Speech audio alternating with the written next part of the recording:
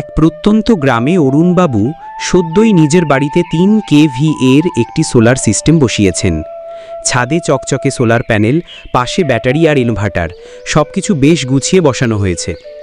একদিন দুপুরে তিনি দেখলেন বাড়ির আলো নিভে গেছে। ভাবলেন হয়তো কিছু টেকনিক্যাল সমস্যা হয়েছে। ছাদে উঠে দেখেন একটা দেশি মুরগি গিয়ে আরাম করে সোলার প্যানেলের উপর বসে আছে। সে শুধু বসে নেই, প্যানেলের ঠিক মাঝখানে একটা ডিমও পেড়ে ফেলেছে। গরম কাচের উপর বসে ও বুঝি ইনকিউবেটর বানিয়ে ফেলেছে। Oh my God!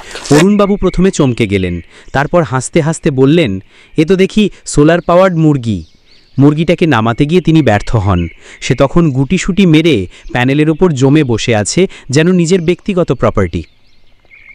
শেষমেশ কিছু ধান ছড়িয়ে দিয়ে কৌশলে মুরগিটাকে সরানো হয়।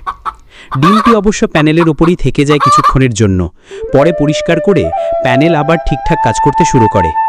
অরুণবাবু পরে প্রতিবেশীদের বললেন, পশু পাখিরাও বুঝে গেছে রোদ মানেই শক্তি, এবার থেকে প্যানেল কভার করেই রাখব।